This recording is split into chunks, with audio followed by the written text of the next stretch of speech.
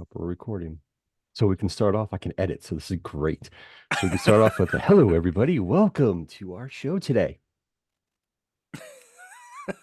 And Jeremy does not go along with the facial things of smiles. That's great.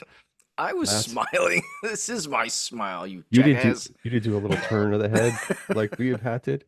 No, no, not into it. Fine, whatever, whatever, whatever. So, ladies and gentlemen, we will be recording episodes, except we're going to be going live for WWE pay-per-views, select ones, because they're still hard to watch at times as well, but it's okay. But yes, we're going to record and post on all of our social media. So beware and click, subscribe, like, watch, download. I don't care what you do. Just do something with our shit. I don't care what it is. Just don't make memes out of us. I don't know. I don't. I mean, you can make memes out of Pat all you want. Don't really care, but it's all right. You could put the glow behind my head because it's so shiny. I mean, A disco ball? Yeah. if somebody made a meme out of me, I would send it like incessantly to other people, even if it was unflattering, because You probably would. there's no such thing as bad publicity. I want somebody to bring back Pizza the Hut for a meme. Oh, yes. Pizza the Hut. Where's my money?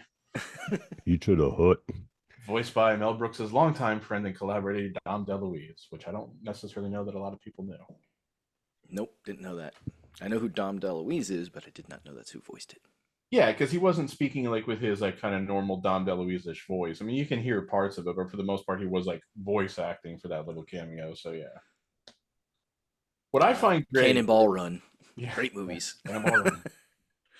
This Oh, I love Cannonball, Cannonball Run. That movie's so awesome. this movie with Dom DeLuise taught us that yes, cannonballs can run. That was from one of the old SNL Celebrity Jeopardies when Yeah. Norm Macdonald as Burt Reynolds was one of the contestants, and he's just standing there, and then Farrell as Trebek goes, "Burt, you may want to answer this."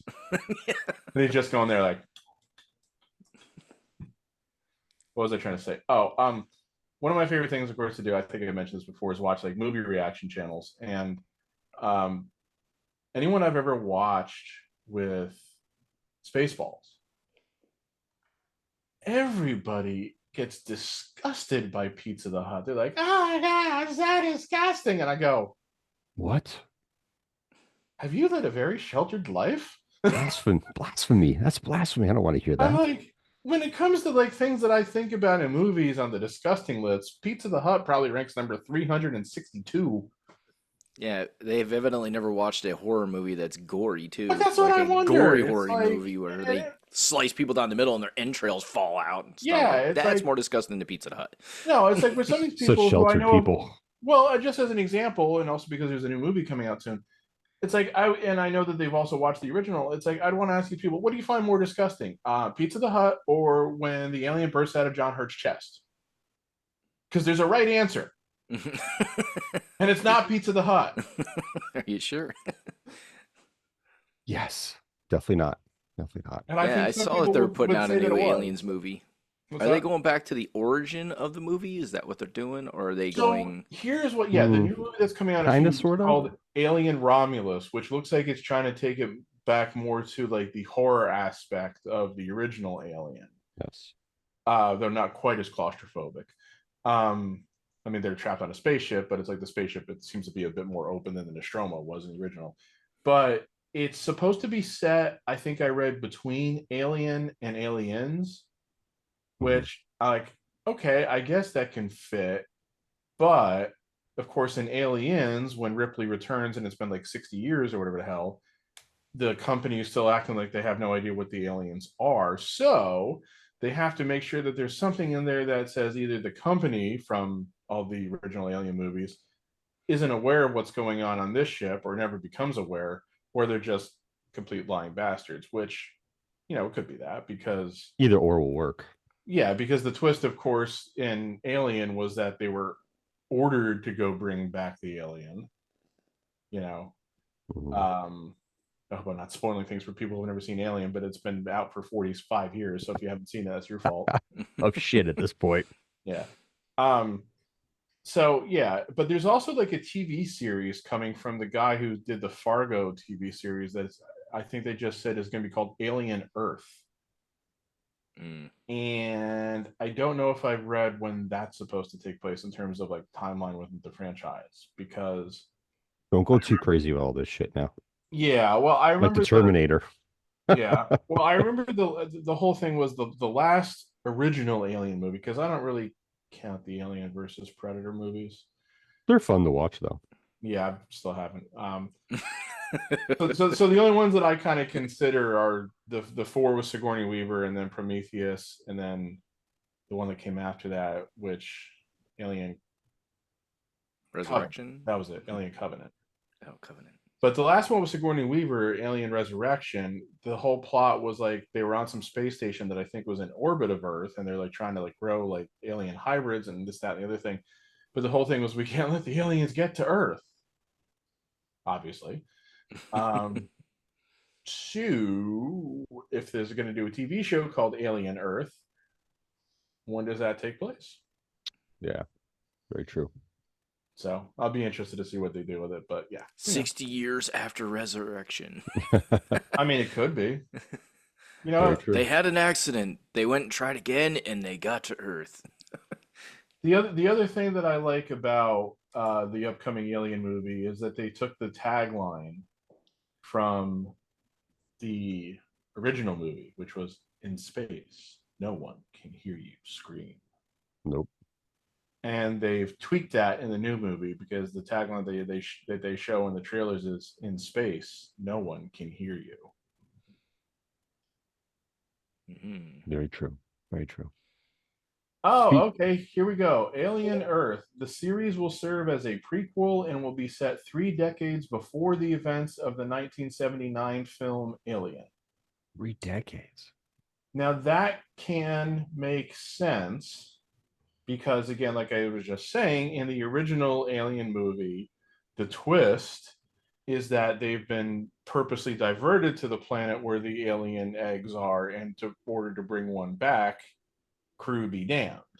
So they could definitely do a series where that's how they tie it into. That's why Stroma was forced there in Alien because, again, it was like all about the company wanting to weaponize the damn thing. It's like, oh yeah, let's weaponize that.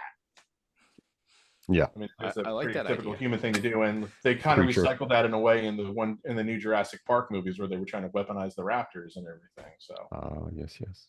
Speaking of shows, has everybody I already know what you're going to ask, and no. I have not watched all of Acolyte. oh, well, there's something Sorry. we can't talk about now. dun dun dun. Shit on How this. far have you gotten? Just out of curiosity. I got to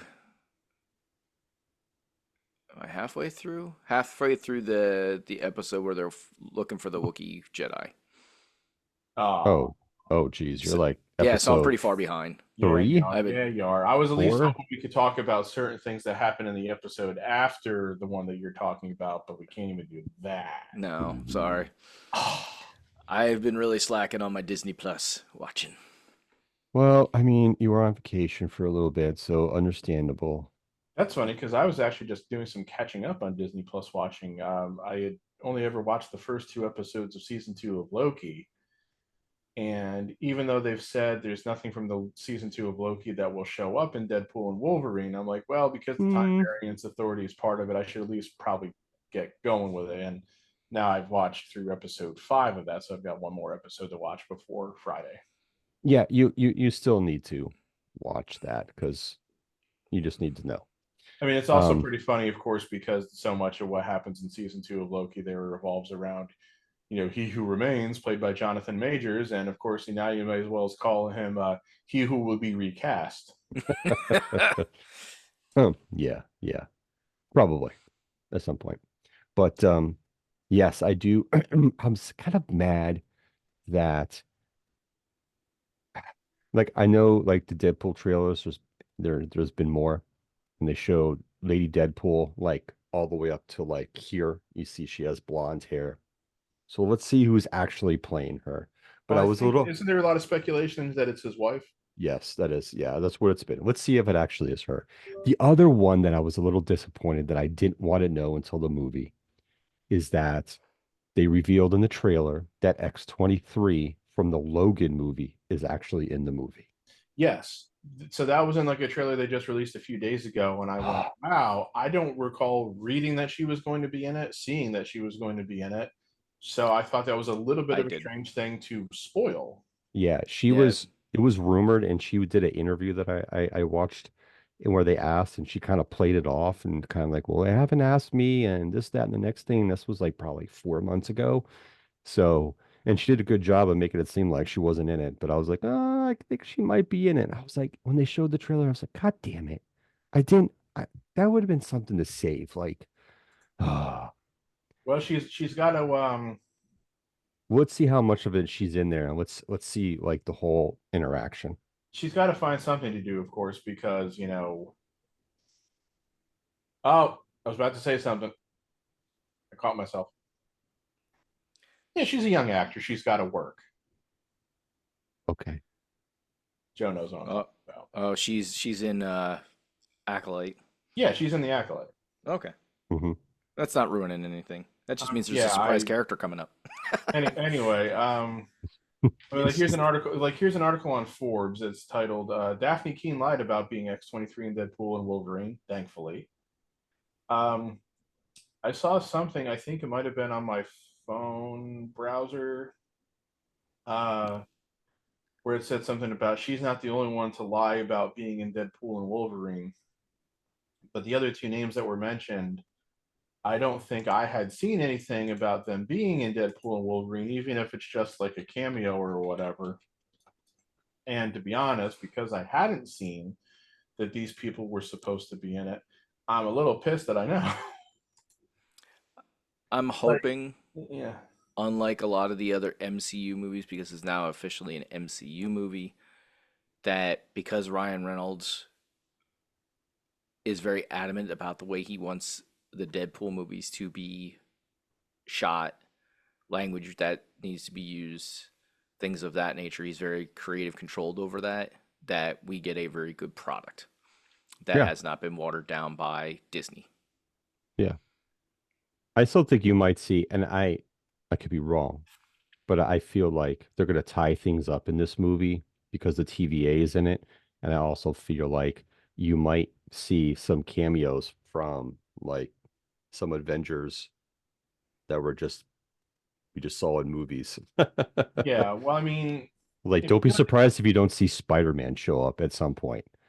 if you go to Wikipedia for Oh, Deadpool and Wolverine, that's Wikipedia, blah, blah, blah, it will list a few people who are in the movie. Now, I'll just mention the ones who have been seen in trailers. Pyro's in it, from X2 and from X2 and X-Men: The Last Stand. Yep. They named those movies. Tyler Mane is playing Sabretooth, which he did in the first X-Men. Yep. Yes, I was actually That's excited to Sabretooth see and not that they X-Men brought him Origins back. Sabretooth, which was Liev Schreiber, Yeah. So was I. I didn't like Daphne, Lee Schreiber's Sabretooth, tell you Yeah. the truth. Daphne Keane is X-23 again in this. That's in there now. Now they mentioned, of course, that somebody else who will appear in this movie from a previous Marvel, not MCU film, but I haven't seen this person in any of the trailers. So to avoid potentially spoiling anything, I'm not going to say who it is. If you want to know, you can go to Wikipedia and find out. Then it also mentions about all the Deadpool variants who will be in it. It mentions other mutants who will appear in it. The only one who I'm going to mention, because the only one who I know for sure saw a shot of in any trailers, was Toad. I don't know if it's still Ray Park who was playing him. I couldn't really tell. Then it mentions about somebody appearing through repurposed archival footage from a previous MCU film. Again, I'm not going to say who, just to avoid any spoilers. It also mentions that another person who we've seen in many MCU movies will appear. Again, I won't say who. I will spoil this because I don't think it's a big spoiler. It says that Jon Favreau will appear as Happy Hogan. I In what context? Who the Yeah. hell knows? I kind of figured Which he might be in that movie. Which kind of leads you to believe that it's a possibility you could see Spider-Man, just because Happy Hogan was highly tied to two characters in the MCU, and that was Yes. Iron Well, Man and Spider-Man. Spider-Man. yeah. I will also say this too. The other two people whose names I saw in that headline with Daphne Keene this morning are not any of the people that Wikipedia is referring to. So Oh, Taylor Swift. no. I will say this though. Now, since we just talked about this, if Taylor Swift ends up being Lady Deadpool, I'm gonna have to. I'm disowning the MCU forever. Yeah, look, I have nothing fundamentally against Taylor Swift. Yo, don't make fun of Tay Tay. I mean, I'm not a fan of her music because that's just not my type of music. But I've only ever seen her act in one movie. She was not good. What movie She was got that? she got killed by getting pushed in front of a car, and I giggled when that happened. What movie was that? Amsterdam. Oh, David O. Russell movie from a couple years ago with Christian Bale, John David Washington, and Margot yeah. Robbie. I did not watch that movie yet. So It wasn't. It was disappointing. gotcha. So I can scratch off my list of topics today for Star Wars Acolyte. Gone. All We right. plan out these we plan out these shows, blatant lie, and then somebody doesn't live up to their end of the bargain. Bum, bum, bum. It's all good. It's all good. Well, maybe we should talk about the elephant in the room then. What? Now, I will admit that I wasn't feeling my peppiest yesterday afternoon, so I laid down and, of course, fell asleep for about 2 or 3 hours. When I woke up, I had a missed call from our friend in Ohio. Happy anniversary! Yeah, I had multiple. I was busy yesterday. Now, I think he was just calling as part of like a regular calls because he tried to call Probably. her week and I couldn't talk to him. Then I was at trivia night with my sister and brother-in-law. We won again. And Because your sister, great, understands. what? Because you won again. I said because of your sister. Actually, no. Well, yes. I mean, we all contribute. There's things that she knows that I don't know, and there's things that I don't know there's things she knows that I don't, and there's things that I know that she doesn't. But you don't know something? It actually Preposterous. It actually came down to a tiebreaker question, which was a bit convoluted, and it was like we had to like write down a number, and I just came up with a number out of my ass, and it won. So that was fun. But no, 72. no, it was much higher. Ding ding ding, winner. I went that chicken dinner. But no, I was seeing all these ESPN alerts on my phone where it mentioned Team USA beating South Sudan by 1 point. Yes. Mhm. Now, I saw none of this game because I was Neither asleep, did I. and I don't think I would have turned it on anyway. I was at But Eastwood. also, I don't think I ever would have turned it on anyway because the irony about this is on Friday, my dad and I were chatting very briefly about it because, of course, the Olympics start in about a week and everything. And he was mentioning about how they had just trounced Serbia, and Serbia was considered a potential medal contender. And I was like, oh, I didn't actually know they were because I really haven't been paying that much attention to like who the other good teams are, blah, blah, blah. And then we were saying, well, who do they play still before the Olympics? And my dad said, well, they play South Sudan tomorrow. And I said, oh, yeah, that should be challenging. Apparently South Sudan wanted to make a statement, I guess. And South Sudan is in pool play. They play them in pool play. Oh, I see that. I did not even know. Okay, see, Yes. I'm gonna be slightly racist here in a way. South Sudan is a relatively new country. I mean, they haven't existed that much long since they broke away from the rest of Sudan, mostly because North Sudan, not really, they're just still the Sudan, but Sudan, of course, would not renounce their ties to Abdullah the Butcher, and that's why South Sudan decided to break away. The fact that neither of you are laughing means that joke fell flat. But I just on its face. Yeah, it did. I just did not know that they had any talent, I guess you could say. I mean, I haven't been following like international basketball, so I just kind of assume relatively new country. Don't ever remember Sudan ever being a strong competitor in international play. I just assumed, yeah, they're going to be a pushover. It's going to be like, I think I even made reference to, it's going to be like the '92 U.S. Angola game.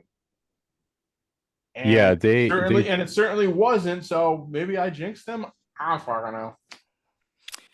So here's the thing that I will say about Team USA, and this will probably be a very unpopular take. Uh-oh. While Team USA is stacked with all-star players, without a doubt, Yeah. who is the legit we're going in there and we're kicking everybody's ass leader? Well, I would have always thought LeBron because I've really thought that that's always been his attitude since he's been playing for Team USA. Like I always figured he was the one that everybody was rallying around in these There's games. a reason they brought in Kobe for the Redeem team Yep. because nobody on that team was that we're going to kick everybody's ass.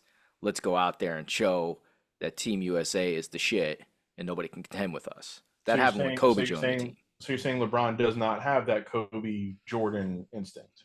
Hell no. No, never He's has. never been that kind of leader. Well, bad on me for thinking that, I guess then. He's a leader by what he does on the court, not by how he actually acts on the court and I leads found on the the damn court. box score from the game and I can't. Yeah, it was up there yesterday, and now they've taken it down because I can't find it either. Well, They were let's trailing see. in the third Team at half by South 10. Sudan box score. Just because there are some players on the Sudan team that I think are going to are NBA players or in the G League or playing for specific colleges. I think there's a kid on that team who's like going to Duke or played for Duke or something like that. But yeah, I told, you know, our friend in Ohio sent me a text and like he was like, this people think this team could beat, you know, the Redeem team or the 92 team. They're crazy. They can't. And they never would. Um No. I don't Yeah, I I was don't about to care. You had say, killers on the I- I'm sorry, on the 92 team. That team was a bunch of killers as far as like wanting to be they wanted to be better than each other in practice. Oh yeah. Oh yeah. yeah, I mean, like the 92 Dream Team, I mean, I can think of at least 5 guys from that team who took pleasure in beating their opponents. Like absolutely complete pleasure. And those 5 guys I'm thinking of are Jordan, Magic, Bird, Barkley, and Malone. That's just a start, Yeah. you know? So don't get me wrong, talent wise, are the Redeem team and this team probably more talented as far as athleticism, ability to shoot threes, things of that nature? Yeah, probably. But Yeah. that's not the Oh. X factor. The X factor in in any game, okay, that I've ever coached, ever watched, is that relentless, never give up, never back down. I'm still gonna kick your ass even if we're down by 15 points because that shit weighs on the team that's up. And and sometimes, not every time, but sometimes can overcome a better team. I mean, why do you think? Look at what LeBron and the cat was it? Yeah, the LeBron and the Cavs did against the Warriors that year. They were down what 1-3, 1 games to 3, and they came back and won the series. Yeah. Like Like- they found something in themselves that said we're not losing this series. Like we're gonna come back and we're gonna kick their ass, and they found it and they did. Like the Warriors were a better team that year, but somehow they overcame that. You know. Yep. So Here's I had, Go I'm sorry. ahead. I was just saying here's some of the players from this team. So I think here, point guard Karlik Jones, 2022-23 G League Player of the Year, while on contract with the Bulls, was released last year of luxury tax savings. One of the best guards in World Cup in Manila. He played last year for Zhejiang Golden Bulls in China, and all he did was put up a triple double, 15, 11, and 11, but missed a jumper with 4 seconds left after a chaotic rebound that could have actually won them the game. And then there's a guy named Morello Shayak. I'm going to pronounce all these names wrong, so I apologize. 6'5" shooting guard who grew up in Ottawa, Canada, was the 2019 second round pick of the Sixers out of Iowa State and played 4 career games before being released. But he has played several years in Turkey, averaging 19 points, played several years in Turkey, and averaged 19 points last season for the Shandong in China. He was the best player on the floor at times in the game, scoring 24 points in drill and 6 out of 12 three-pointers. Then there's this other dude, Wenyan Gabriel. Nope, not that one. Yeah, he's former teammates of a couple players, but this Kaman Malouche, 7'2" athlete with huge upside, is the highest profile player in the group. The 18-year-old will play for Duke next year.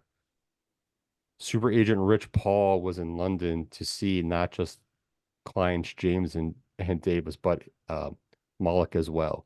So this team has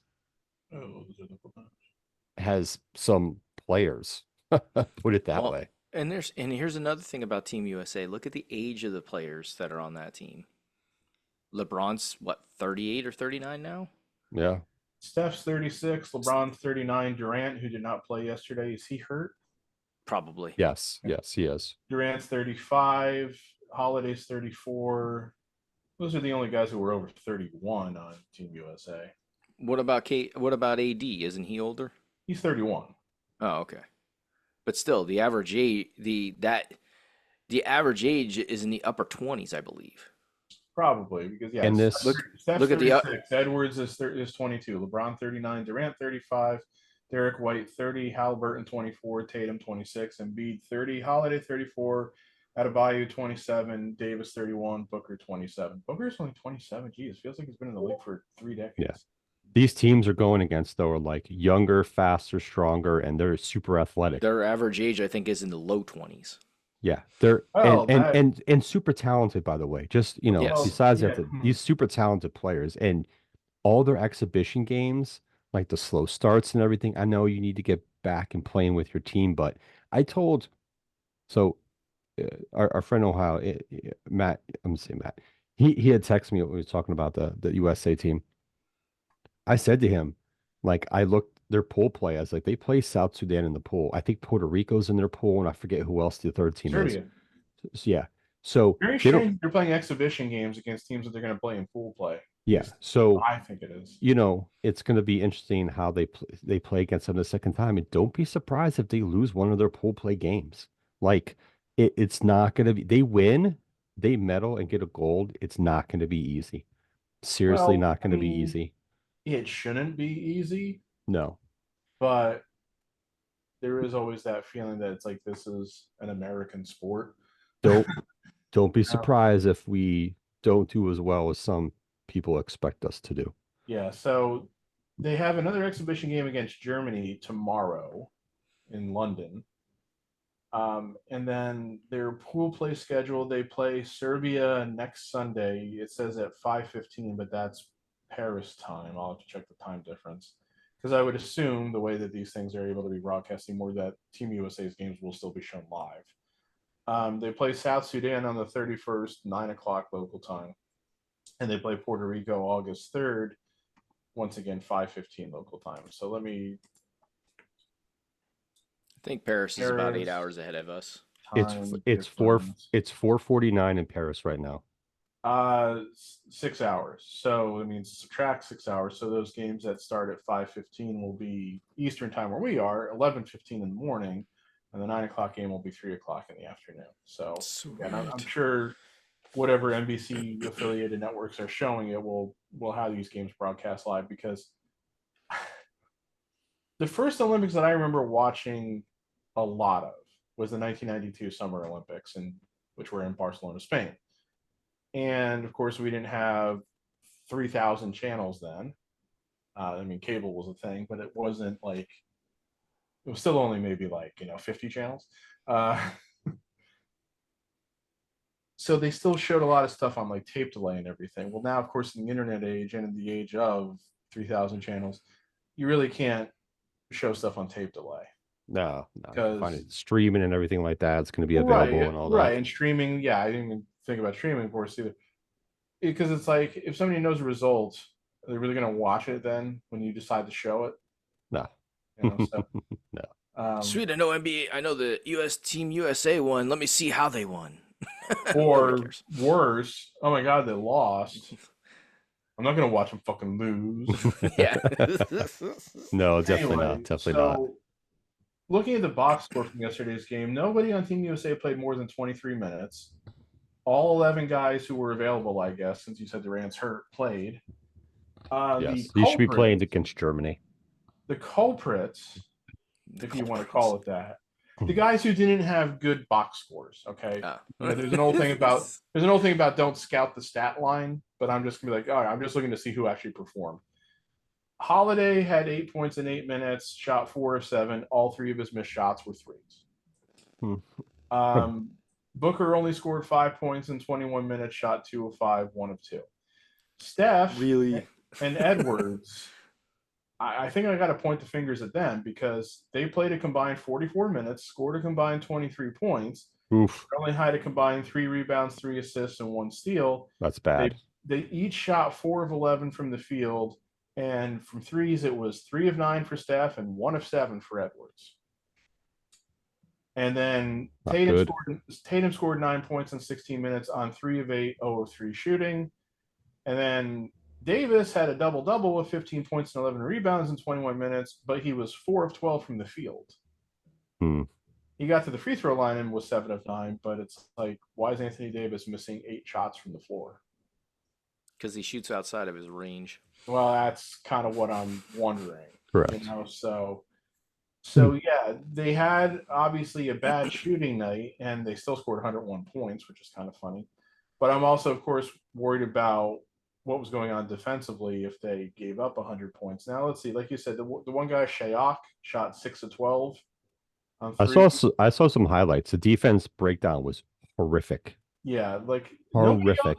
Nobody else in South Sudan I can say really shot well.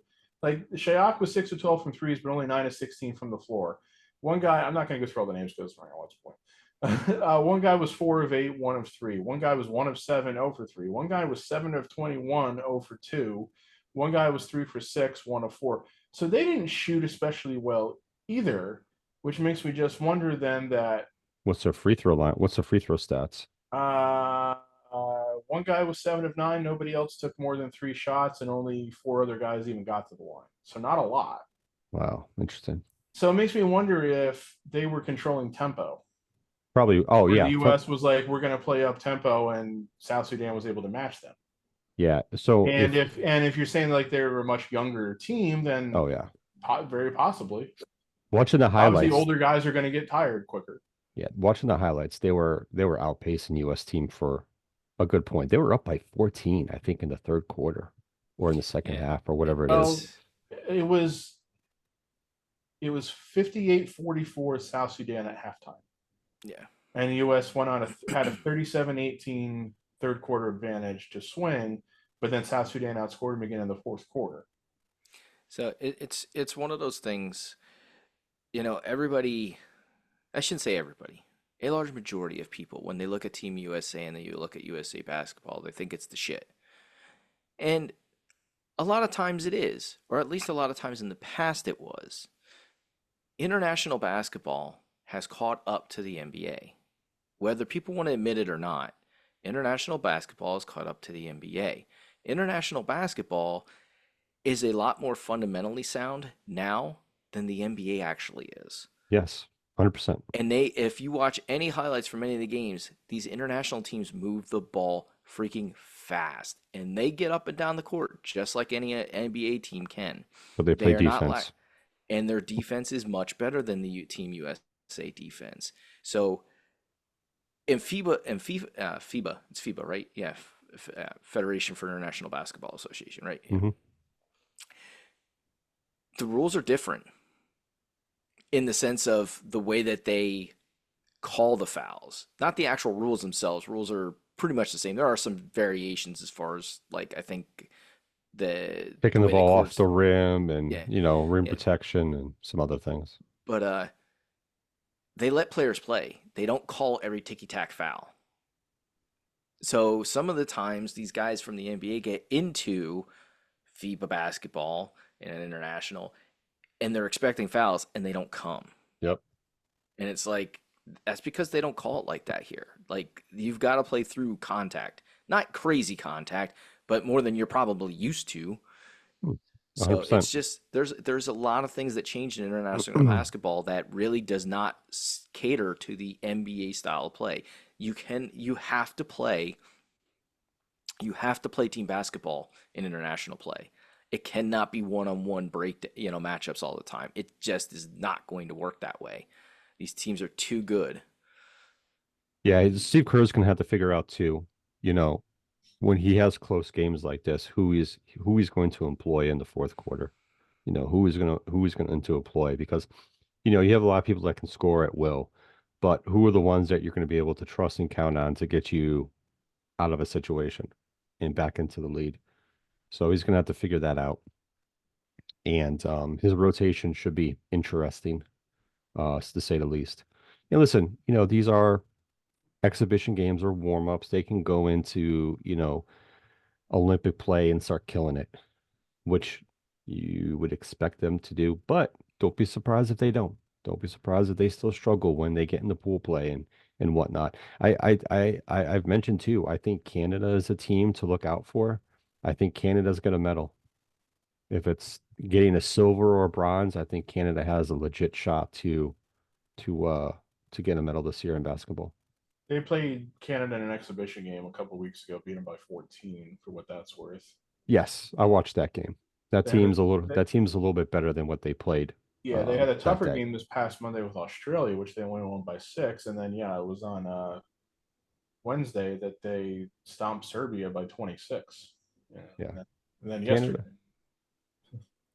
Yeah. So Canada has a speaking of chance. basketball and international play, and that yesterday, Team USA went against the WNBA All Stars I watched that in game. a match. Most of And it. so, and I figure you had watched it, so that's why I wanted to bring it up because I Well- saw some of the highlights, and But before you start, WNBA All Stars beat Team USA. before you start analyzing the game, Which is the second time that's because- happened. Because again, I did not watch this. Can I ask this simple question since I know they were teammates? Did Angel Reese and Caitlin Clark both emerge alive? Yes. Yeah. Oh, okay. Caitlin Clark and Angel Reese do not. There might be some animosity there, Well, I think Like, Angel from- Reese wants to kill her but I think a lot of it based upon that Is- foul a couple weeks ago. is hyped up by media, trying to create this illusion that Caitlin Clark and Angel Reese don't like each other. Yeah, They're trying If to they're- create the modern day Bird Magic. I think. right. Correct. And don't get me wrong, if they're ways competitors, than when they're one. on the court, they're going to dislike each other because each of them want to win. Of course. Behind I would closed hope so. doors after a game, who knows how they are? They could be buddy for all we know. Now, Bird and Magic did not like each other off the court either. Like they were just those kind of guys, It took them a while. It took Yeah. many years for them to become friends. Yeah. and that's okay. That's what competitors do, and that's and they both were known for a whole lot of freaking trash talking. So more than I thought Bird did. Bird evidently did way more than I ever knew he did, which is kind of funny to hear. But He wasn't as flamboyant about it as Magic was. right, he was more talking in your ear during the game.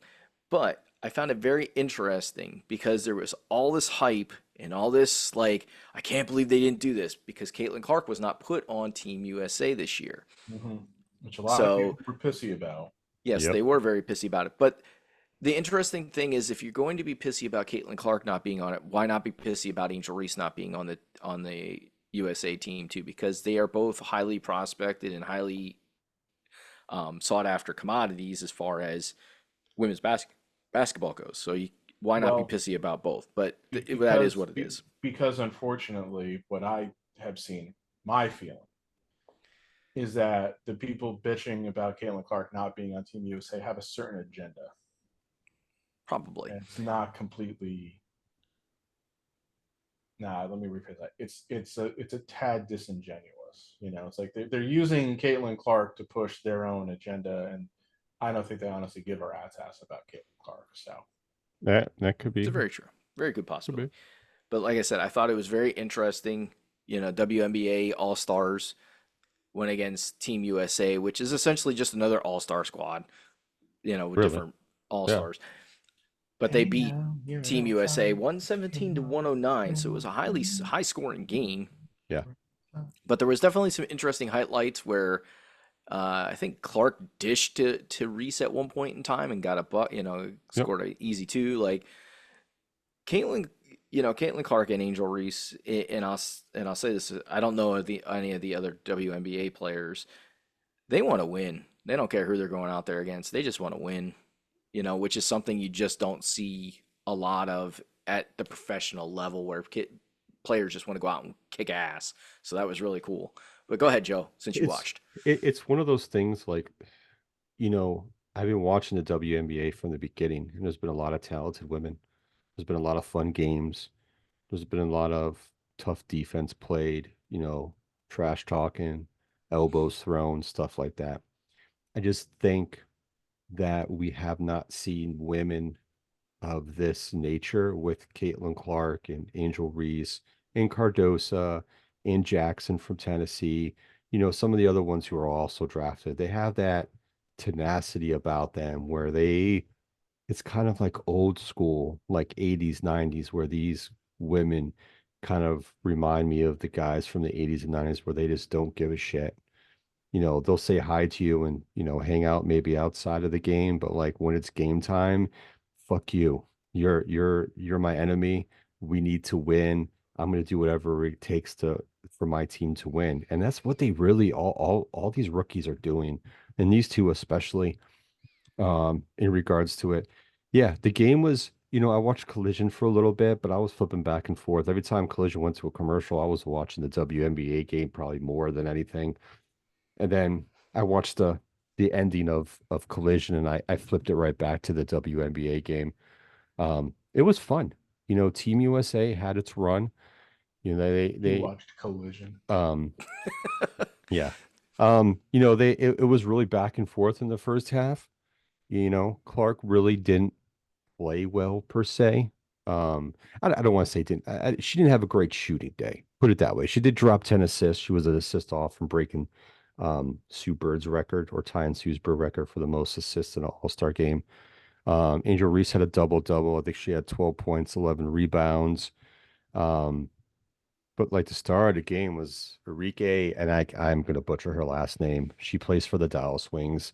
Like she won. This is her second time, I think, winning Yeah, she the thought 35 and points or something. I saw. You yeah, mean Notre Dame legend 34. Enrique Ogunbowale? Yes, yes. I What was that cannot tongue pronounce her twister? name. Agu- Enrique Ogunbowale. Agumbawale. Yes. I Yep. know that I know her. I know how to pronounce her name because of all I'm the times that I horrible. watched the highlight of her clutch shots in the women's Final Four a few years ago.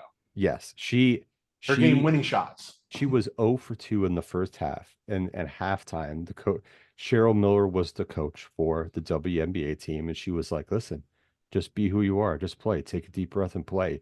She went out, dude. She was 8 for 13 on threes and 10 for 20 overall. She scored Great all of her shoot. points in the second half. Dude, she was like dropping Steph Curry threes. Like she was just like, and her shot is her form and her shot is a little awkward. So she's like jacking up stuff. I'm like, is that going in? I'm like, yep, there goes another one. There goes another one. She was on fire. And they WNBA team just they were so into that game. Like they wanted to kick Team USA's ass. Like you can tell on the plays, the toughness, like Clark, they were trying to like double Clark, trying to like, give it to Reese and none of them were having it. They were like, whatever, you want to treat us like shit, and try to bully us around. We're not having it. And the rookies held their own, very well. And Team USA, they looked a little lackluster, to be honest with you. There was some times where they had some good plays and their defense was bad at times as well. Overall, listen, good for the WNBA, good for these women. Team USA knows what they need to work on. Put it that way. So I was a little surprised at some of the play. I'm like, Stewart had a great game. She had 31 points. Asia Wilson, she's a beast. She was 8 for 13. She had 22 points. Um, but they only had two other girls that in double points. Griner had 10 and Tarasi had 14. So, the other two kept them in that game. But yeah, listen, it was a fun game to watch. It really was. I think overall, the women, as far as basketball is concerned, international women's basketball is still a little bit behind us. So the path Yeah, for USA is I've seen definitely that a lot. easier than the men's, put it that way. But they also have their work cut out for them. Gee, But why is women's basketball still not at, internationally not at the level of men's basketball internationally? I wonder why that could be. How many countries don't have women's basketball because of the way that their systems are set up? Exactly. correct. Yep. How is Dion? Because of so many countries in the world where women are still second class citizens, if that. How is Diana Taurasi still playing back? She's 40 freaking two. So you brought up How is she like still on Team USA at that age? so here's I mean, because just real quick, I'm sorry. I was like, I was wondering as I was like reading like the recap here of the game and listening to what you guys are saying. Why wasn't Ogunbowale on the team? And then it says, oh, she took her name out of the pool of candidates earlier this year. I was like, oh, you that did. kind of that's a little disappointing, but she probably had a reason. So Yeah. The thing about that is, since you brought that up, you brought about, people wanted Caitlin Clark on the team. Like as the WNBA season wore on, people thought people were like Tarasi and Griner should have been removed, and Clark and Reese should have been in their place.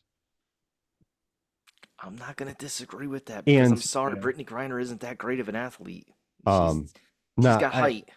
not I think her game is diminished a bit, in regards to that for a lot of reasons. You know And uh, that not only that, I'm like afraid that Griner will probably never be what she once was because of what she went through. So correct. right, and That's one that's of the reasons unfortunate. why. Yeah, It's 100%. unfortunate. But here's the other thing. Like when we think about like the representatives, like when you're on a team or in a sport representing the USA, who do we want to put out there?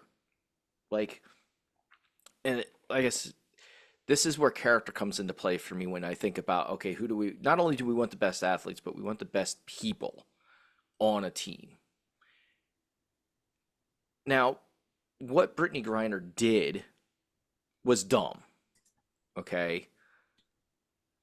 Especially in that But, country. right, But especially in it that is what country. But the way that she handled herself when this happened, is that a good representation to the international and to the world as these are the kind of players that we have come into your country? Like depends upon it's how you want to look at that situation. Yeah. right. And like I said, it's a tough situation, but that it's another aspect when you're building a team for an international play. Like I thought they took into consideration. I don't know if they do. I think they do. I believe they do. Um, but just from an aspect of overall play, I definitely can. I would agree. Brittany Griner is not somebody that I would have probably picked. I probably would have picked a younger player that is just as skilled as her, if not better, Mhm. and has more upside. And Diana Taurasi, she's old. Like I'm sorry, I've She's like always going been a for big her fan of like her. she's going for like her fifth or sixth gold medal or something like that. And nothing against her in regards Right? to it, but it's kind of like I've always been a when fan, yeah, same but here. but When you gonna have it? Here's step aside. this is a unique situation for the WNBA in whole, right? If you look at the All-Star voting, like the top vote getter last year, I think was Asia Wilson, and it was like no, I think it was Plum. It was one of the two, one of the Vegas girls, Plum or Asia, right? I think they're the top vote getter had like 93,000 votes. This year, the top vote getter had, I think, over 800,000 or over 700,000 votes. You see the discrepancy and the numbers that the WNBA is doing as far as TV, viewership, ticket sales. The All-Star game was legit sold out last night.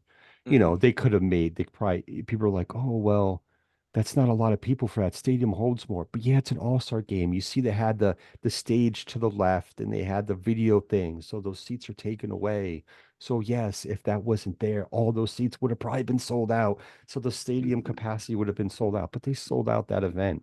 They've been moving to venues because of Caitlin Clark and things of that nature to get bigger stadiums, and they're selling more tickets.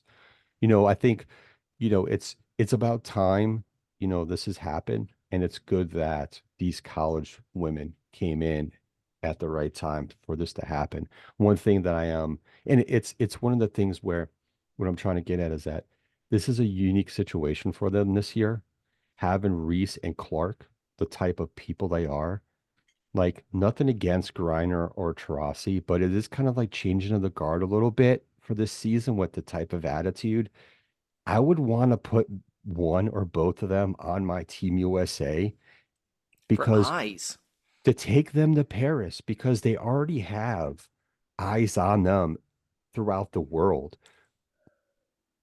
Send them there. There's nothing negative that's going to happen that's going to come out of putting them those two on Team USA and sending them over to Paris.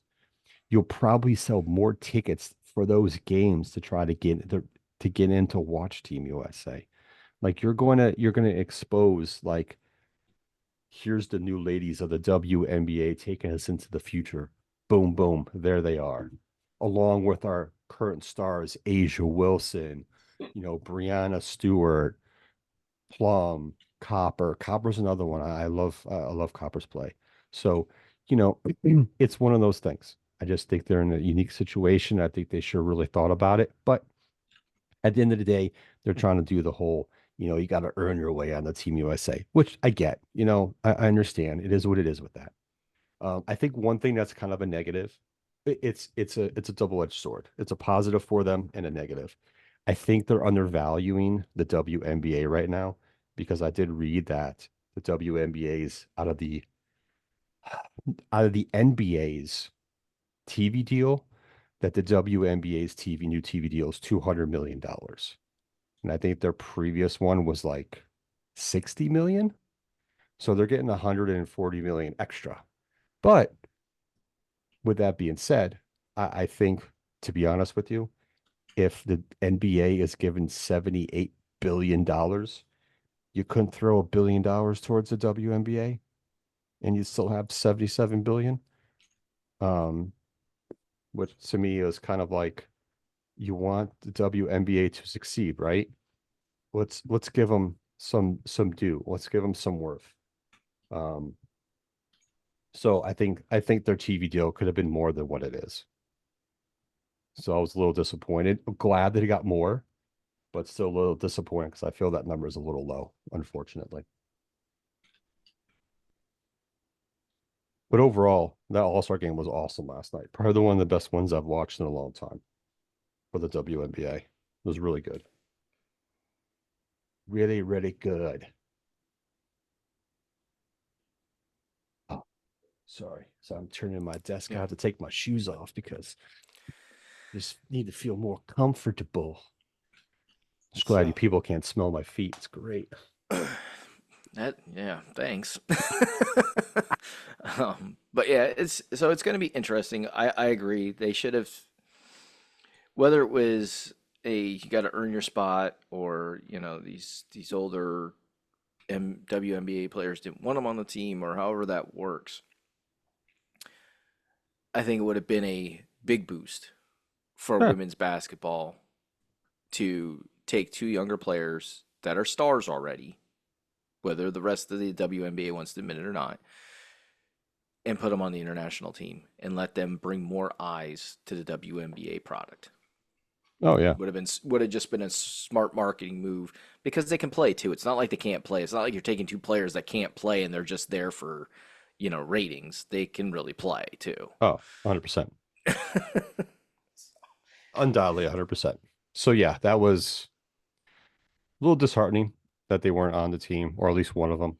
But hey, it is what it is, and just kind of have to. I mean, look, the WNBA is trying to, expand how many games they play.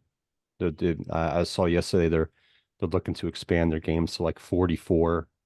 I think that's an extra 10 games that they play now or something like that, whatever it is. I But didn't realize the WNBA season was so short. Like, yeah, so 44 games. So they only play like 30 some games right now. yeah, 13. 34, 36, something like that. I don't remember the exact number. It's somewhere around there.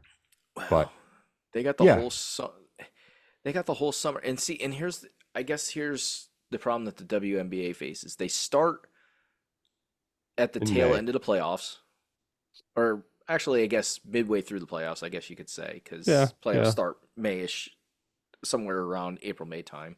They take for freaking ever to play because they don't finish until like what? Oh, Mid-June. yeah, like jeez, because of all the TV deals and stuff. They got to make sure that they get the right amount, the rest time.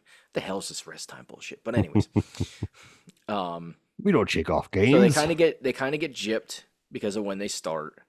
Their Yeah. season's very short, and now you have summer basketball, not WGs, the NBA summer leagues going on, and that happens now, and they're not even in playoffs yet. The WNBA, so they got summer league going on when their playoffs are going to be happening. So a lot of eyes go to summer league because it's all these rookies that just got drafted and are like people want to see, oh, what can they do? Even though Yeah. summer league basketball is garbage. Like I'm sorry, Oh summer God. NBA summer league God. is freaking garbage I've basketball. watched so many games. It's so hard. Like I understand there's G League players in there. There's kids who didn't get drafted or being given a tryout. I understand some of them are trying to prove things, but the play is so all over the place. It's so hard to watch. Oh God. Yeah, so when you like see a highlight reel from somebody, you're like, "Ooh, wow," and then you realize, like, "Oh, yeah, it's still garbage." Like this guy just had a good game. Yes, I'm glad he had a good game. Like Bronny finally, evidently had a good game. Took him Yeah. 6 games to have a good game, but Yeah. I, I'm sorry to anybody who is a Bronny fan out there. He's. I want to give him the benefit of the doubt and say that there's potential there, that there may be potential there. Oh yeah. Potential's But there. honestly, he is a just based on his college stats because he only got 1 year of college because he had to join the go into declare for the NBA. He was not ready, and if you just base it on stats alone, he's a G League player. Like he'll never be more than a G League player. Now, but that's why I say there's potential because he could get better skills, but he's still, even as a guard, he's undersized as a guard. He's 6 foot. Like he's an Yeah, undersized point guard. he's like 6'1" and something, I guess his official height was. Yeah, if you add the shoes in there and don't put some lifters in his shoes, like I mean, he's 6'1" on a good day. they have him listed as 6'2", but like I think it's like 6'1" and 1/8 or some jazz like that. So and I'll tell you how they do the so this was just my experience. I found this really really funny. Um, in high school basketball, we have to give the their stats as far as like height and weight. So they go around. We went around last year for the varsity guys, and we're like, "How tall are you?" And the kid would be like, "Oh, I'm 5'10". Okay, 5'11". Right, got it. Almost everybody was given an extra inch. And it's really funny because that's how the basketball just works, and that's how most sports work. Like, oh, you're 6'2". Okay, you're really like 6'2 and a half. We'll give you 6'3". I know. Like, why can't That's we the just give funny part. honest heights about these guys? You know, and here's the thing, like there's been a lot of talk about him. And listen, I don't think it's nepotism per se in regards to what the definition of nepotism is. But here's the thing. His high school stats were good. I have to look to see what he was ranked, his ranking was um in regards to that. But Yeah, but with even in his with high school team, he wasn't the best player on his high school team.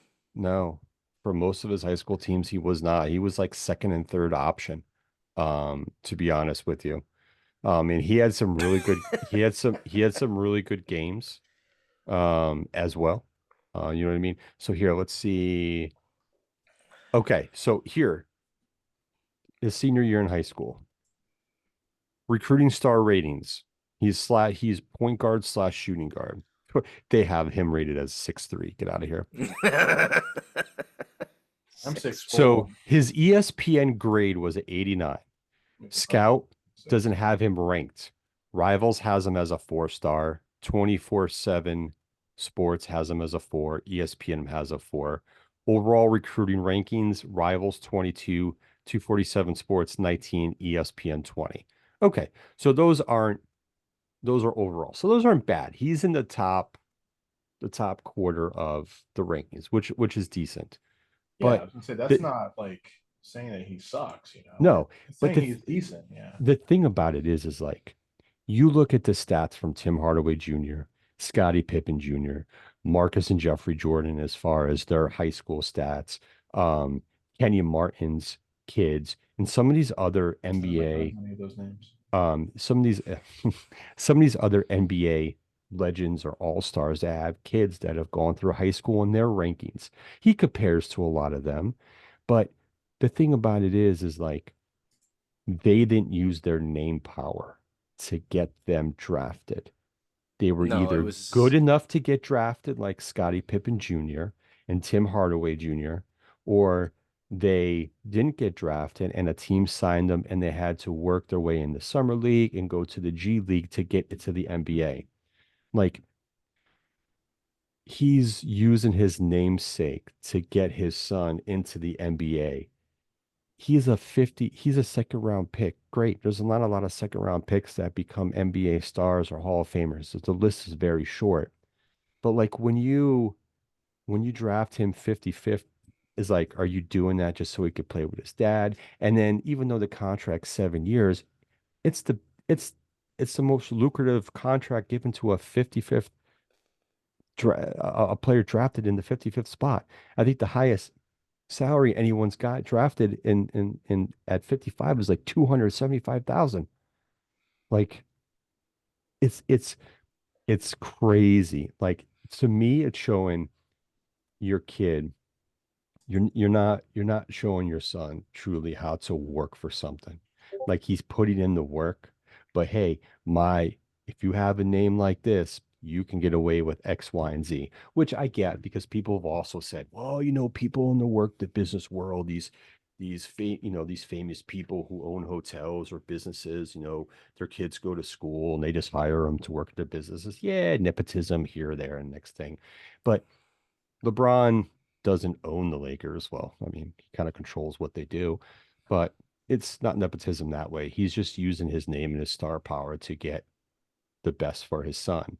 But is that really teaching his son the proper way to go about doing things that all these other college kids had to go through and no, other sons of other ex NBA all-stars had to go through?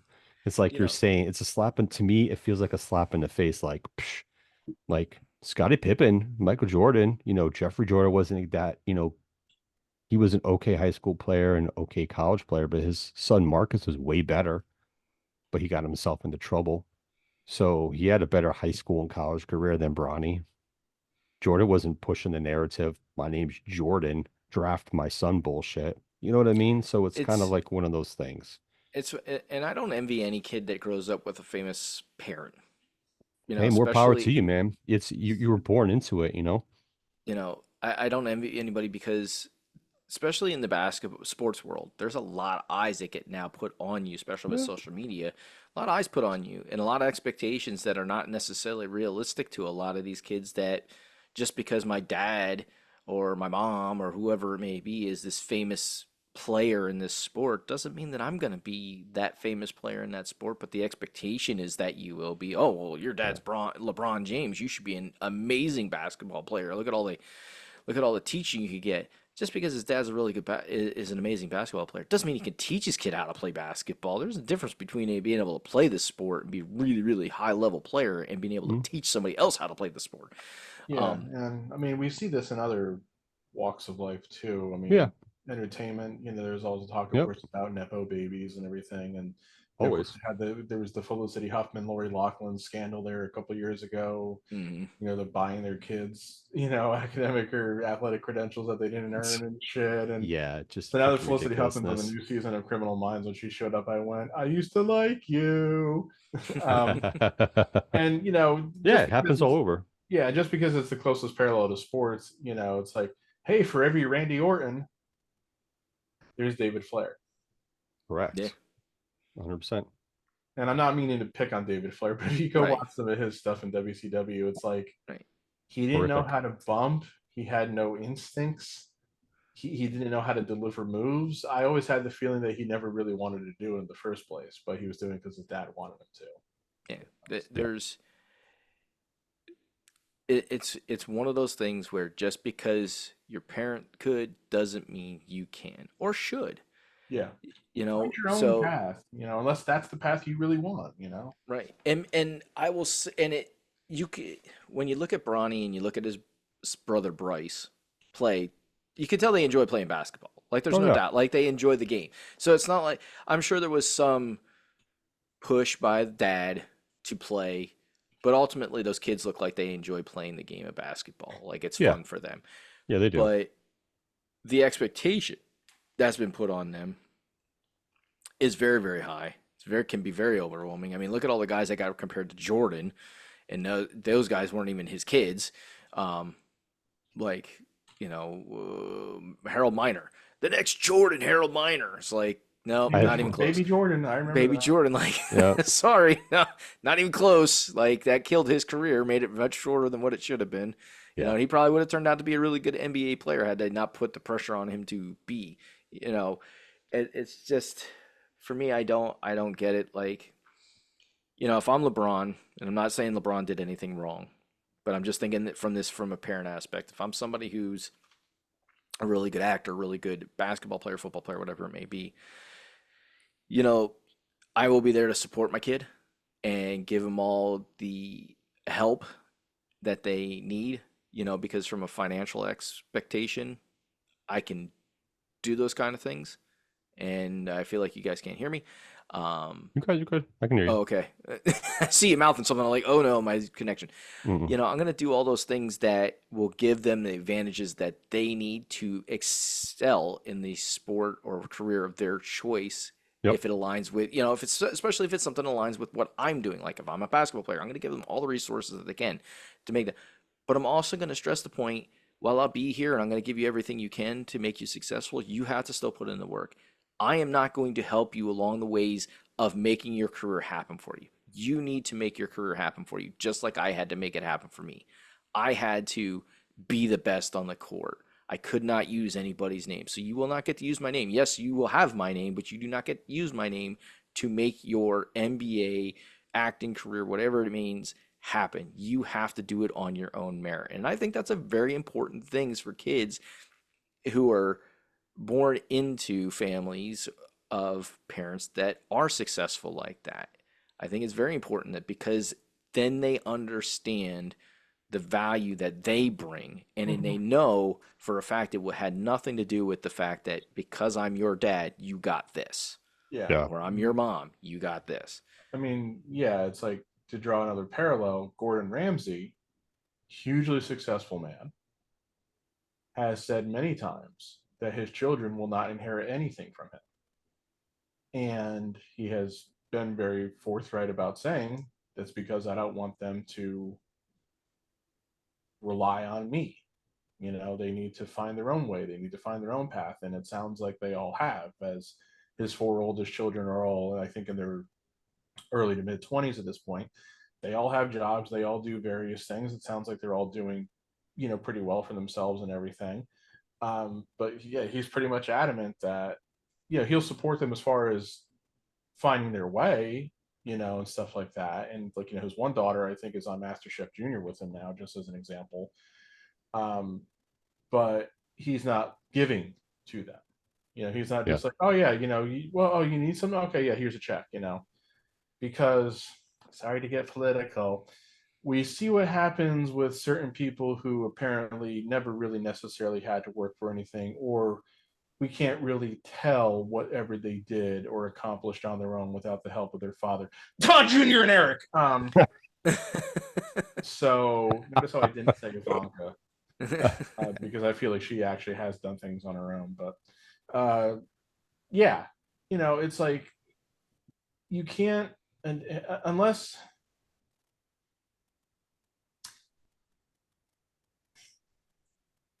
I didn't want to turn this into this thing, but I'm going to have to. Here we go. Unless you're somebody who's just so fucking rich at this point, like Shad Khan, that you say, sure, I'll fund your little fantasy wrestling league, because I want you to be able to enjoy now what you are going to get from me while I'm still around so I can see you enjoy it. Which isn't really a bad position. I mean, I get that. He loves his son. He should. Um, he made his money and everything on his own, but he was successful enough that he was able to buy fucking sports teams. So if he's willing to fund the things so his son can be happy and enjoy it and blah blah blah, I mean that's great. I just hope he's never been expecting a return on that investment because he certainly hasn't gotten it so far. From all the best indications. But at the same time, it's like while we can mock what AEW does and the fact that they don't make money in this and that, we do know though that Tony Khan is working at it. We can criticize how he's working at it or how well he's working at it, but he is working at it. Correct. So Very true. yeah. There's a positive point for you there, TK. Yeah. We see you working. We just don't think you're doing a good job at the working. I mean, The working needs a bit much help. You let yourself get beat up on TV, and your father came out and made, I think, his first and only ever appearance on camera, and then nothing. Bingo. And then nothing. Bingo. Unless you want to count the time they dragged him out of Gorilla on the pay-per-view, but that didn't even amount to anything. So it's still just so freaking stupid. Indeed. Each is their own. Each is to their own. So who is excited? We're talking about kids going to teams. I'm gonna change this direction to Well, real quick, college. can I just say this about Bronny specifically? Yes, go ahead. I feel like his father has definitely done him a disservice. Correct. Because I really feel that Bronny pretty obviously needed another year at least in college. Yes. And again, we know that the heart condition is always going to be in the back of people's minds about wondering how it's going to limit him and stuff like that. Correct. But I really feel like LeBron was like, I don't know how much longer I'm going to be playing. I really want to be able to play with you in the NBA. And of course, the Lakers are going to put Bronny on the court with LeBron at some point. And they're going to try to set it up so that Bronny feeds LeBron and or the vice versa. Of course. But man, your kid needed more time in school. Yes. That was completely fucking selfish. It's like your son may never get the development that he needs now because you were like, oh, this is what I wanted. So I think that's totally on LeBron. And listen, like his college stats most likely reflected his heart condition. I'm not saying nothing against that, like in due time, but legitimately, give him some time to get his feet under him, play, because he had some very sporadic up and down games for the rest of the season at USC. You know what I mean? And he's having his play in the NBA Summer League has not been great either. So, I think you're hurting his development to a certain extent, and you're giving him too much to worry about and think about when he really shouldn't have to right now. So, yeah, indeed, 100%. But segue to college football. So as we're talking about kids of Did you get the college football game? I have not played it yet, but I did. I've decided I can't for 3 reasons. One, money, because I'd have to buy the system too. True. Two, I'll probably waste too much time playing it. 3, no export to Madden. So what's the point? He might change that though. But that's that. It's easier now. The funny thing was when I first heard that they weren't going to have the Madden feature. Bless you. I was like, oh man, how could they not? And then of course I read the reason as to why they went. I went, oh well, yeah, that makes perfect sense. But yeah, I know. Yes, I did get the game. I pre-ordered it Did I hear that that Arch Manning finally caved, as it were? Yeah, I heard something about that, but I didn't actually read up onto it. I haven't double checked. Yeah, what I was saying was, that kids being go into teams of kids of former NFL players. The University of Notre Dame has signed a plethora of kids from former NFL players. There's like 7 of them. They've had a few. Like like one of their defensive linemen is Howard Cross, the longtime Giants tight end and current radio broadcaster's son. Yes, but they've added like they have more. I think there's like 7 kids now. Well, yeah, I think Jerome Bettis' son. Jerome Bettis, Urlacher's son, Yeah, Urlacher's son. Yeah, I saw that. Ryan Clark's son. I saw that. Um, I saw that they had somebody who they lost into Michigan. I can't remember who that was. who's the other kid? One of them was a wide receiver. I had to go look. Yeah, I was like, damn, Notre Dame's getting like kids of 4 NFL players rolling up to the University of Notre Dame. I was like, well, okay, that works. Get some name power there and whatnot. But what I was saying was, who's excited for this new realignment? The new college football playoffs? Like, I don't know yet. Who's excited to see all I don't this? know. It's one of these things where I got to see how it's going to play out. It's like I like that there's going to be expanded playoffs, but I know there's still going to be people pissed off because now it's going to be not going to be about how was they number 4 and not my team. Now it's going to be how was they number 11 and not my team because number 12 goes to the the non-power 5. Can't really say power 5 anymore. It goes to the non-power conference team. So there's still going to be people whining and bitching that the non-power 4 is where it really should be. There's still going to be a lot of like, why is that 10-2 team going to the playoff and we're not? It's going to come to like, I'm just throwing names out here for shits and giggles, theatrics, or whatever. Why does Penn State get to go ahead of Texas A&M? Whatever. So because your program's shit and you play shit. Notre Dame opens at Texas A&M this year. That's going to be an interesting first week game. So is Notre Dame still independent at this point in time? Yes. No, at this point, I am fully convinced. All right, not fully convinced because rewind the clocks 5 years and nobody would have thought that we were in the situation where we are now with an 18-team Big Ten and a 16-team SEC and everything. I am 95% confident at this point that Notre Dame will always be independent.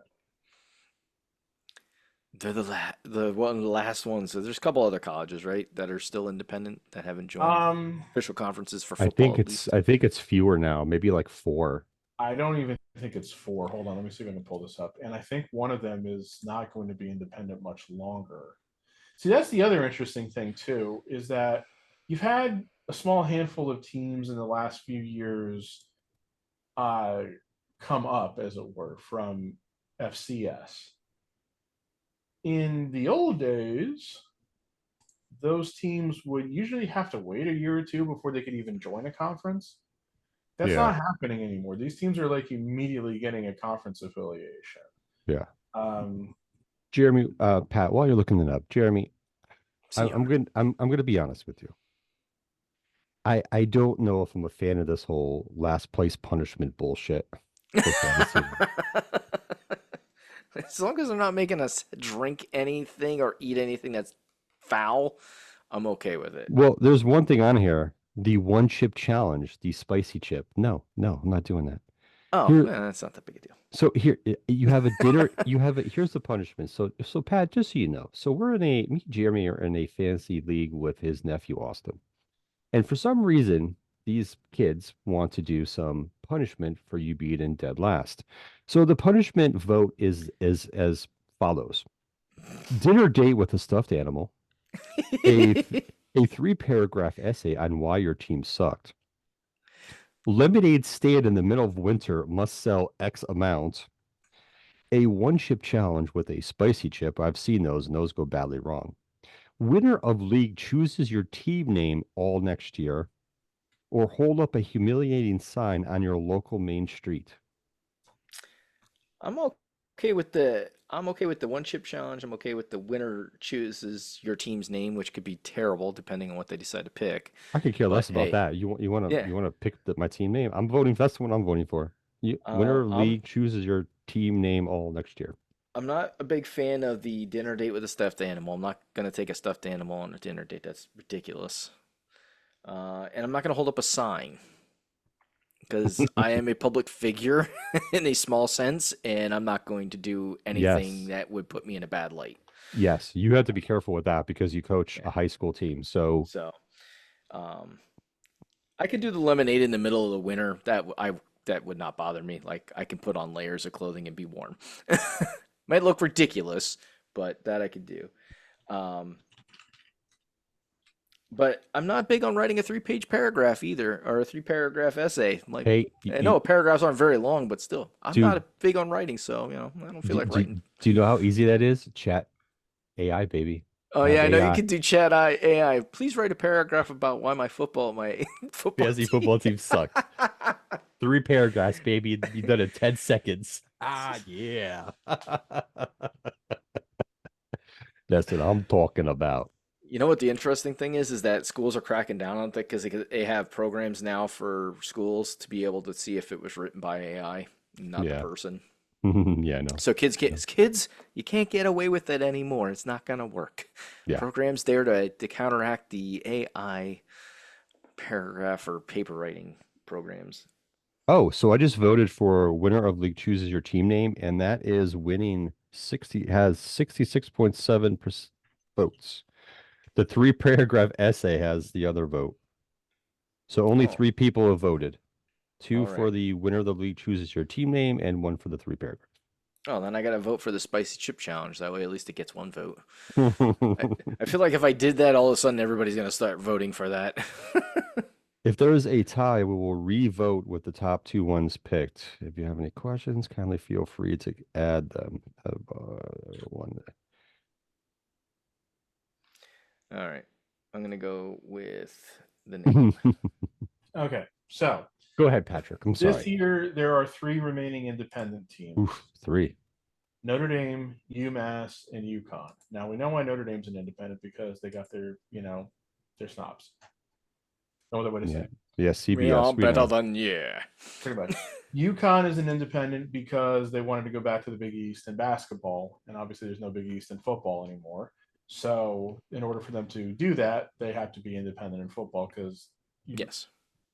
it's like it's amazing if you look at some of the lesser sports. When I mean lesser sports, I mean the sports that you never see on television. Um, there's teams that are in like all sorts of weird conferences that aren't like the conferences that are in for like say football and basketball, but you can't really seem to have a disconnect between football and basketball in terms of conferences. The third independent team is UMass, and that's not for long. Starting next year, UMass is going back to the Mid American Conference Yeah, I heard that. where they used to be a few years back. Now, now that I'm saying this about the whole disconnect between basketball and football, I'd actually look to see if that's going to change UMass's basketball affiliation because Yeah, because they've been Big East no, too. not Big East. They've been in the Atlantic 10 for a very long time, and I think they were in the Atlantic 10 even when they were in the MAC for football previously. So I got to look that one But up. weren't they Big East at one point in time? I swear UMass I was Big don't think East. so because they were never really big enough. I could be wrong, but I I really think they don't played a think bunch of non-conference games against Big East teams, though. yeah, that's very possible.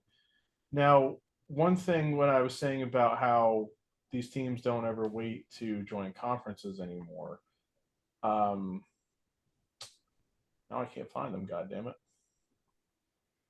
I went to Oh, type there in it Big is. East teams and I put Beast East teams because I combined Big and East together. Um, with some a lot of the finagling that's happened among the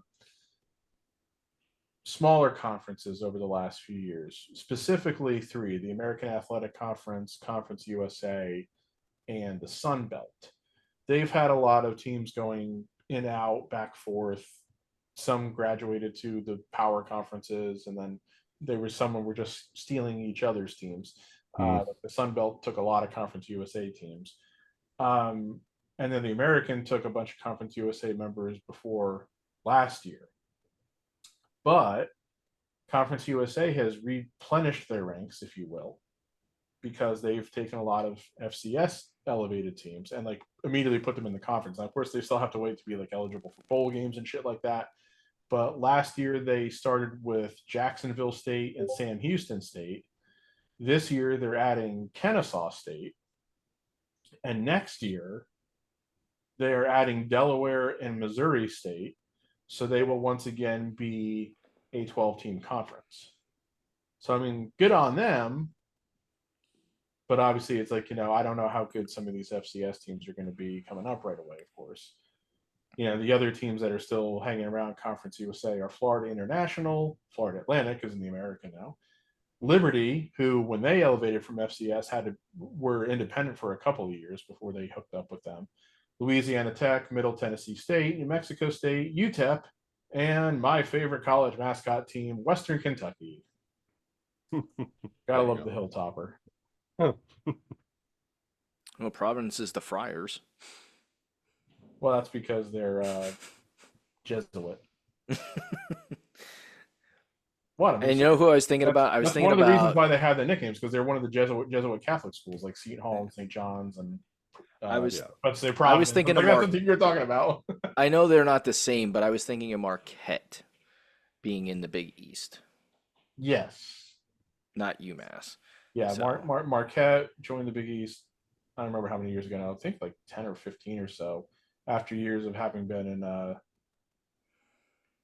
I want to say the Missouri Valley, but I don't think that's right now that I'm saying that. I was just thinking back to John Calipari because I had read his book and he had coached UMass Mm-hmm. and he had coached in the Big East, and I think I can't remember who it was though, because I'm pretty sure he coached a team in the Big. No, it was UMass, and then it was UMass, then he went to the NBA and flopped, and then when he came back, he was at Memphis. That's what it was. It was UMass, Memphis, and then Kentucky. Yeah, but I don't think Memphis. So it was never in the Big East, but he East. played Big East teams because they hated playing against him. Yeah. Because that was part of like the thing on the 30 on 30 or whatever they did for him in his coaching. But yeah, he was not liked by a lot of coaches. Oh, that's right. Up there in the Big East. He went to Arkansas. Yeah. I So, forgot where anyways. I forgot where he ditched to. Oh, so interesting because we're talking about basketball and we're talking about college basketball. I just did a quick dive into college basketball coaching. I'm like, I wonder what it would take to be a college basketball coach, because I saw Lehigh was hiring assistants. I was like, let me take a look at it. I don't think I don't know if I'd want to be, but I don't think I ever could be a college basketball coach, at least not at a D1 level, because almost all D1 level coaches have to have had to get a bachelor's degree. Like that's it seems to be a requirement for college basketball coaching, is you are have a bachelor's degree. It doesn't say what the degree has to be, you just have to have a bachelor's degree from college. So considering I don't plan on going back to college and to get my bachelor's, probably won't ever happen. But I don't think I'd want to either. I don't know if I'd want that to be my full-time job, regardless of the pay amount that comes with it in that, because it really is a full-time year-round job. Yeah, it is. Once you get to college, 100%. Yep. So 100%. Well, that recruiting is what's the kicker. yeah. Yep. Big staffs, but it's all year, and I'm out of water. Picked up my cup and I was like, "Oop, that's empty." Yep, I'm out too. Don't you hate that when you pick something up and it's not the fullness that you were expecting, either that it's heavier than you thought it was or it was lighter than you thought? Like if you think a can is empty and you go pick up expecting it's empty and there's something still in it, and then you're like, oh my God. Yeah, I've done that with my water. Unfortunately, I didn't have a good hold of it, and it was fuller than what I remembered it being, and it slipped out of my hands and dumps everywhere. I feel like that's what she said moment, but I digress. I digress with my mind. So She it's thought it was okay. fuller than what she thought it was. The moment she picked it up, it was disappointed. It was not as full as she thought it was. That's all you could give me? God damn it. Oh boy. Yes. So the rest of my day looks like it'll be interesting, because I Yes. think I'm going to be going to our cheer gym and hanging banners, getting all nice and hot and sweaty before you I go go. coach our last summer game. Well, not technically our last summer game. It's our last summer game of the league that we're in. We have a tournament coming up still. the end of the year tournament. And Joe will know about this one. I don't know Pat because I don't know how much Pat pays attention to high school basketball and summer stuff. I But don't. the A Town Throwdown is coming up. Oh, So this will be my first introduction to the A Town Throwdown. I've known about it for years. I've also known yes. that it's high school, but I've never participated or gone to see any of it. But this is a weekend full of that. Next weekend, this happens is a weekend full of basketball craziness. Um, so we'll see what that's like. I was asking one of the kids that I play basketball with, because he participated when he was in high school, when he played high school ball. He's like, it's pretty crazy. He's like, a lot of good teams come in. Uh, so Yeah. it'll be very interesting. Wonder But if Marlon will be coaching. I mean, Marlon will be roughing I'm any of sure he that. will. He'll probably take the JV games.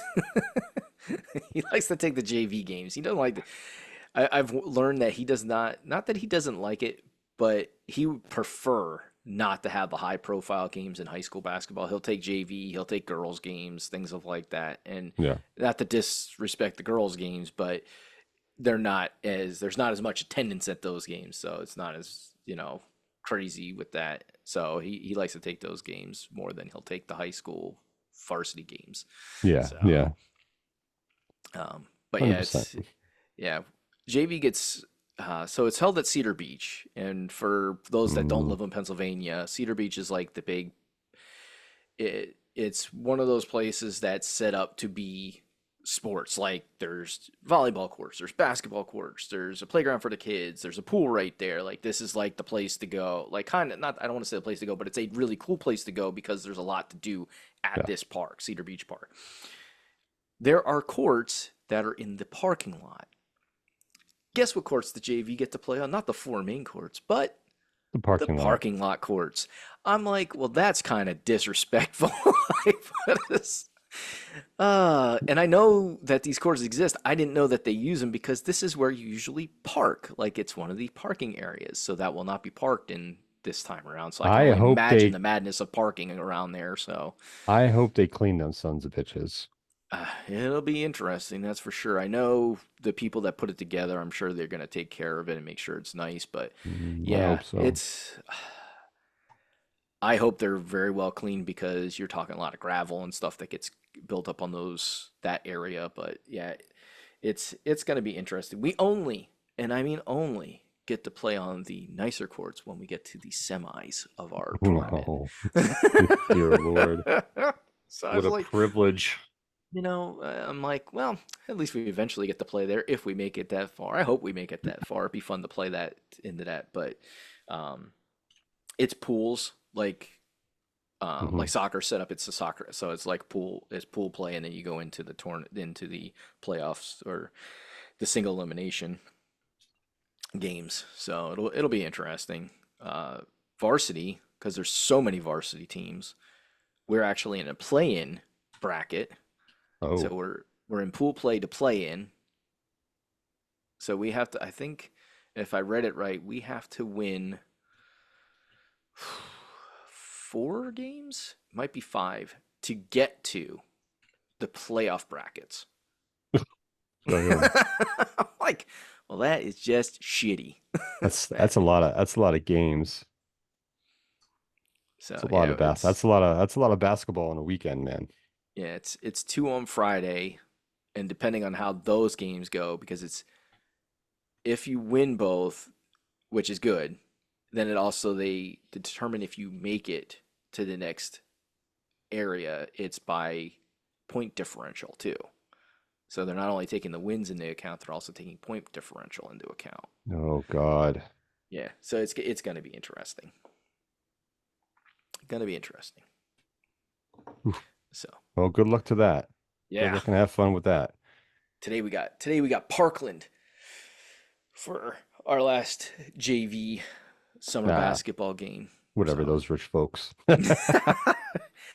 it's the only school in this area, and like I know a lot of people don't grow up in this area, but it's the only school in this area where people move into not only for the education purposes because of what they have available at their facilities, they also go there to move their kids into the district for the sports aspect too. So they get a lot of good players for all their sports in that district, which Yeah. really makes it tough. So Yeah, I my believe my it. plan is to go out and just My plan is to win. Like I always go to win. But if winning I know becomes something that's not going to happen just because we just can't make the plays that we want to make and stuff, my objective then becomes to compete, not get beat by 20 or 30 points. It's to Yeah. compete and keep Yeah. it keep our kids in the game, keep our kids playing and keep the score close. Listen, it's hard to play against kids who go to school in the Millennium Falcon. All right. You know. Them damn lasers that the turbo lasers that they got. You They know, got hyperdrive. goddamn Republic. Jesus. So, but no, it'll. I'm sure it'll be a good game just because I got a really good group of JV kids that really want to go out there and just win. Like that's their whole purpose of stepping on the court is winning. So, That's good. yeah. Very, very good. Very good. So, Yeah, like I said, good luck. It's gonna be a fun experience no matter what. oh yeah. Yeah.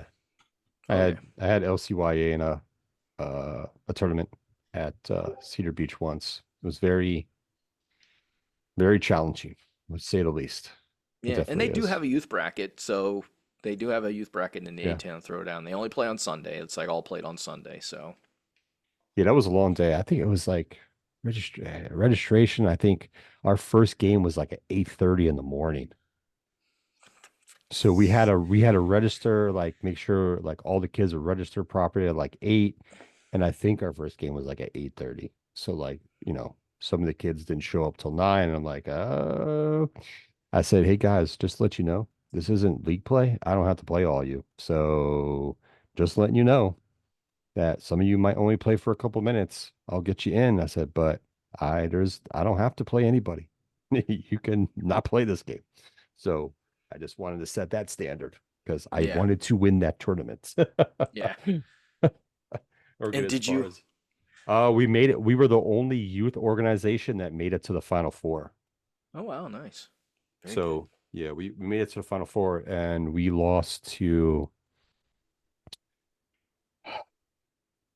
what was it? We lost to some high school team, but it was weird. It was like a high school team, but they had players on there that were in the age but played in schools in Philly. Put it that way.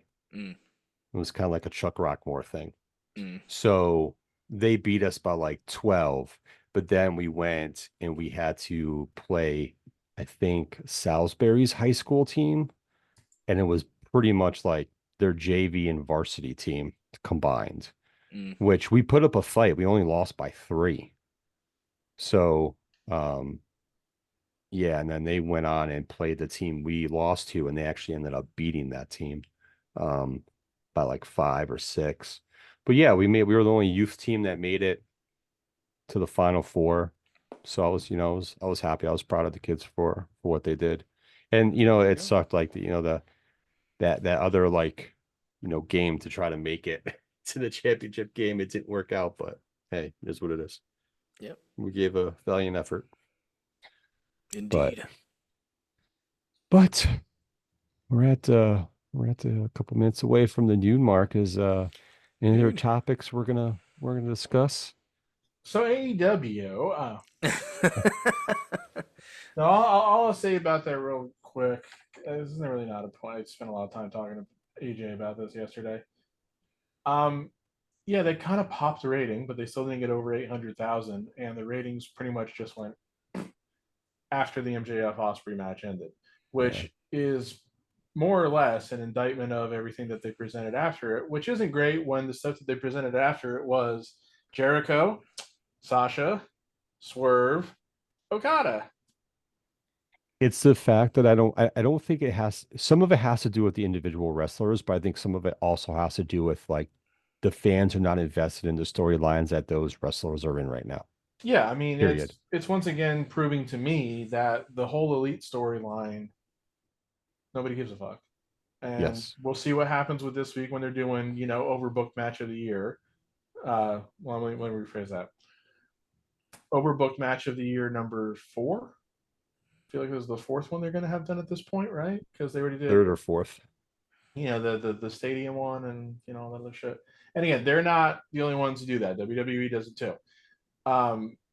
but it's like it's the five elite guys, if you consider Page one of them, which I do, against random collection of baby faces who at least get somewhat of a crowd response, and Swerve, Briscoe, Darby, and the The acclaim. acclaimed. Yeah. But why should that team win? But where are they going with this then afterwards? It's like, what are the elite doing? I guess they intimated that they want to get the world title, but so does that mean we're going to get Page Swerve again? Ugh. I know. That's what I'm worried about. Yeah, I don't know. I think they kind of did that to death already. So Yeah. I mean, kudos for them for getting out of 104,000 extra viewers on Wednesday. yeah, let's see if they can maintain it in any way, shape, or form. But, I did read the other results that you told me. So it's kind of like overall that was good. Shows that WB they can draw a little bit more when they don't have competition. But I kind of felt like that number should have been bigger than Yeah. 104,000. Yeah, like I dropped a comment on the one site and I said, anybody want to speculate as to what the ratings are going to be? And I said they'll get over 700,000, but just barely. Well, they got close to 800,000. The only guy who responded to me said that they would do over 800, and I was like, so like afterwards I commented, I said like, so I was wrong, but so was the other guy who said they get over 800,000. Yeah. I Like, felt so using Price is Right rules, he overbid, therefore I win. it's, it's just one of those things too. Like when you put a match on, like you did in the beginning, which I don't remember it being a fucking hour time, 60-minute time limit. I don't ever remember them at the beginning of the match saying that it was a 60-minute time limit. I think as the match started to go on, I think we all kind of assumed that's where they were going. Yeah, I don't think I looked at social media and I did not see it on there either. But with them plugging that type of match, I would have thought with those two guys that you were going to get something close to like over 900,000, mid that's the thing. It 900s. remained pretty consistent around, I think it was like 840. Yeah. So, but it was great that it pretty much maintained throughout the entire match. I mean, there was like a drop from quarter one to quarter two, but you might attribute that to the Big Bang Theory people changing the channel. But yeah, it's like the match itself maintained. Yeah. And that's great.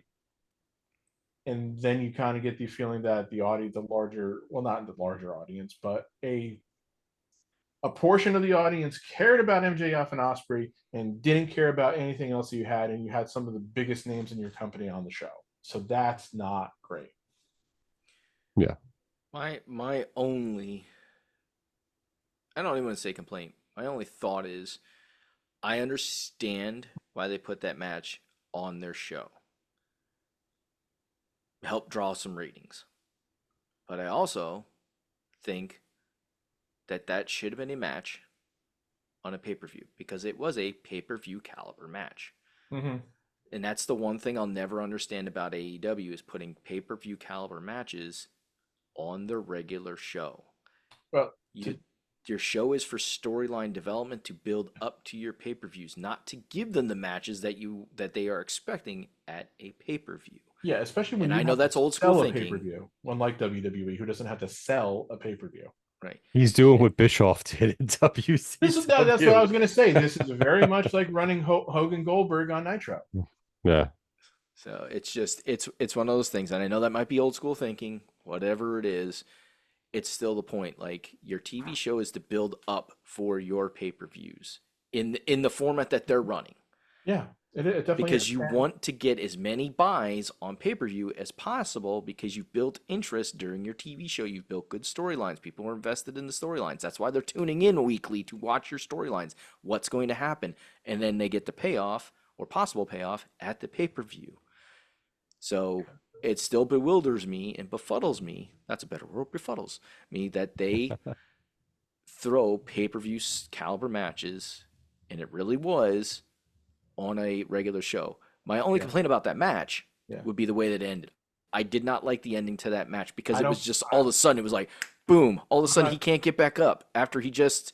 Well, because he hit him with the ring, because MJF cheated finally at the end. And I think a lot, I don't think a lot of people like and the ref bump was way too late in that match. It happened like on the 11th hour of the match. The ref gets bumped, and he's barely, and he's kind of he's kind of disoriented, but he has enough orientation to be able to count the three where normally that would not be the case in any other ref bump. The guy would be out for 2-3 minutes, Yeah. and then the guy would try to make the cover, and it's usually the good guy, and then the bad guy cheats to win as the referee's coming to. The referee never had time to be out long enough for something for the face to make the possible pin and the bad guy to then cheat. The ending makes sense, but it was very short The in the pacing, development of that ending. the pacing of the match was weird.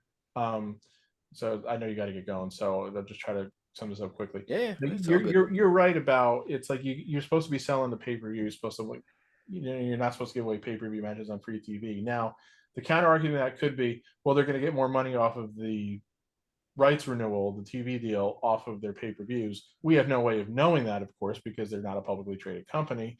So hard to say, but even so, it's like, but yeah, but they are running pay-per-views that they need people to buy. So they still Yep. need to get people to buy it. And when I was talking to AJ yesterday, we were talking about two things. One was like, where do they go with MJF Osprey for here? You've started us off by giving us a 60-minute match between the two. So what's the next thing you're supposed to do for them? A gimmick match of some kind, last man standing, cage match, I quit. I don't know. whatever, yeah, whatever the fuck. I mean, yes, but it's like, it's once again, they kind of started with like what should have been like the third match in the series. Now, obviously, this wasn't like an Iron Man match or anything, but it ended up feeling like it. So, and then AJ said to me that I don't know if he said he heard this or this is just speculation, that a match for All In could be Osprey versus Ricochet. And when he said that to me, I just started laughing.